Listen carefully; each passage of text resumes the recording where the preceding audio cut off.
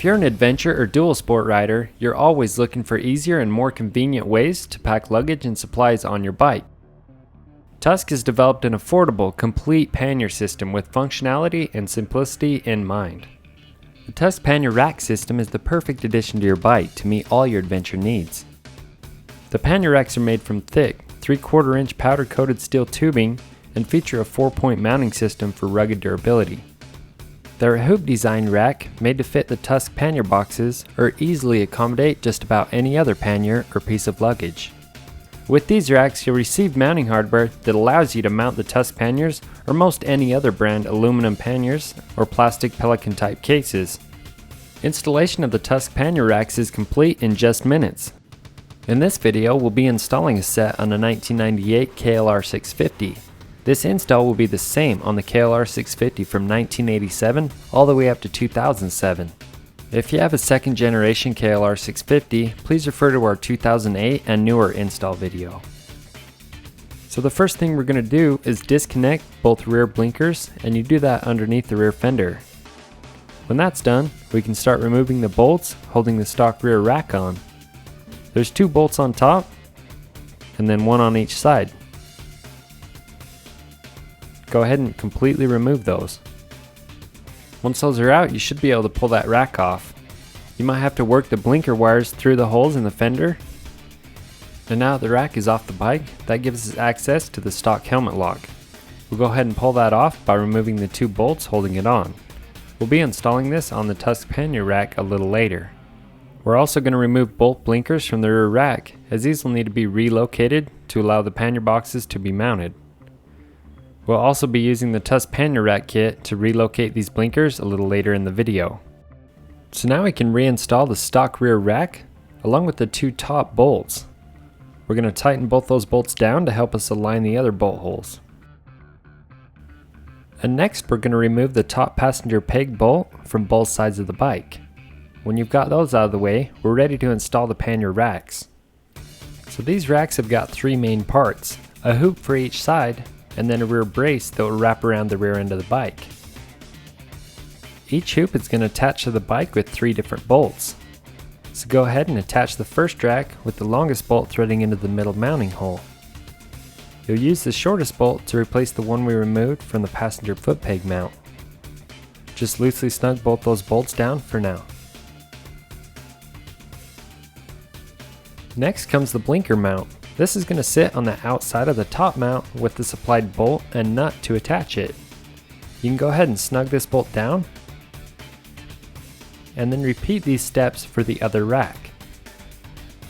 Now we can install the helmet lock in its new location on the rear support crossbar.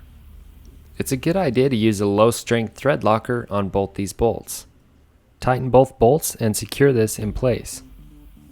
And then we can install the crossbar using the supplied 4 bolts and nuts. You'll install 2 bolts on each side. So when all 4 bolts are in place, you'll want to finish tightening the other 3 rack mounting bolts. And when you've got those tight for both racks, go ahead and tighten the 4 rear crossbar brace bolts. Now that the racks are mounted, we're going to mount the blinkers. We're going to first run the wires through the supplied 10mm spacer, and you'll notice the stock blinker has 2 small plastic nubs on the end. You can either choose to keep these on, or you can cut them off using a razor blade for a more flush fit. Either way works. Now we can route our stock wires to see if they'll reach the new location of the blinkers. We've provided wire extensions for both blinkers if the stock wiring isn't long enough. On this bike, the left blinker wires reach just fine, but we need to cut and extend the right wires in order for them to be long enough. We'll start by snipping the blinker wires coming from the harness and then strip the ends of those wires. After that, we can crimp a butt connector onto both those wires and then connect the other side to the provided wire extension. When you finish that, strip the ends of the 2 blinker wires coming from the harness and connect them to the extension using the provided butt connectors. Make sure you get a good crimp on each connector so they hold together. When you're finished, it should look something like this. Now you can run those extended wires through the rear fender and up to the new blinker location. And then run the blinker wires through the new mounting hole and then through the stock blinker nut. Now's a good time to make sure the blinker works, and it does, so we can finish tightening the blinker down. Now just go ahead and connect your wires. It's a good idea to tape your connections with electrical tape for more protection. Then we'll also zip tie the wires to keep them in place. Now we're ready to install the pannier boxes. We'll be installing a set of Tusk panniers, but these steps can be used to help mount many other types of panniers or luggage to these racks. First step is to install the rear pannier brace into the rack hoop.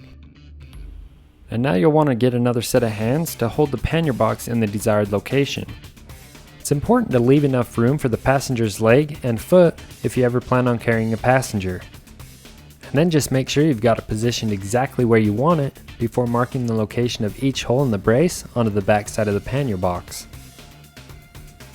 Once you have the holes marked, remove the rear brace from the rack hoop and line it up with the marks on the pannier. We're going to mark 2 of the corner holes with the center punch, and then go ahead and drill them using either an 11/32 inch drill bit or a 3/8 inch drill bit.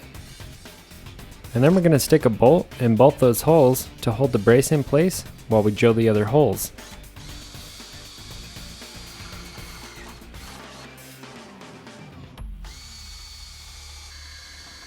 When all the holes have been drilled, take that pannier and sit it back to back with the other box. Then use a marker or tire pen to mark the location of the holes we just drilled onto the other pannier. Once you have them all marked, follow the same steps we used to drill the first pannier box. So after that, we can go ahead and start bolting one of the braces to each box. And it's not a bad idea to use a little medium strength thread locker on each of these bolts as they go in. On the lower 4 bolts, you want to use a big washer on the bolt and come out from the inside of the box so the nut is threaded on the outside. Doing this is going to make it easier to get your luggage in and out of the box. The top 3 bolts have to go in from the outside without using a washer. And then you need to install the inner brace onto those top 3 bolts. And once that's in place, go ahead and thread the 3 nuts onto the back side. And now that all the bolts are in place, we can just go ahead and tighten all them down. Once you're done with the first box, follow these same steps to mount the brace on the second box. So now that we have the braces mounted to each box, we need to test their fitment with the racks. Go ahead and install each box onto the racks, checking for tightness on the rack and alignment of the latch pin. If yours needs adjustment, we provided washers to space the box out from the mount ring. Keep in mind each application will be a little different. Some boxes will require a washer behind every hole, while others might require washers for only the top 3 holes. Some boxes might not even need any washers, so just keep this in mind. For pannier and latch assembly, you can refer to our Tusk Pannier Box Assembly video. Now just install the panniers onto the racks to make sure everything fits properly, and to make sure your latch pin is lining up. If everything looks good, we're going to mark the location for the locking knob on each box. Keep in mind these locking knobs are for security purposes only and are an optional accessory for your panniers. So with the locking knob in place and both lid latches locked, there's no way for anyone else to remove the panniers from your bike. You'll see the threaded hole in the top front corner of each hoop, and we're going to mark the location of this hole onto the back side of each pannier box. So remove the pannier from the rack, and then we need to remove the side panel from the bike so we can mark the location of the hole. Go ahead and reinstall the pannier onto the rack,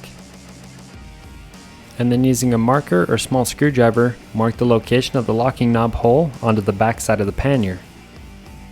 Remove the box one more time and go ahead and drill the hole you just marked. We're using a 3/8 inch drill bit for this. Once that's done, reinstall the box onto the rack and thread the locking knob into that hole. Repeat this process for the other box and you're done with the installation. So when you're ready for adventure motorcycle riding, Tusk is ready to make your trip easier and more enjoyable. Tusk has also made convenient carrying handles for the Tusk panniers available to help you with carrying your boxes to and from your bike. For more information on these carrying straps and the Tusk Pannier and Rack System, visit our website www.tuskpannier.com. shop.rockymountainatvmc.com.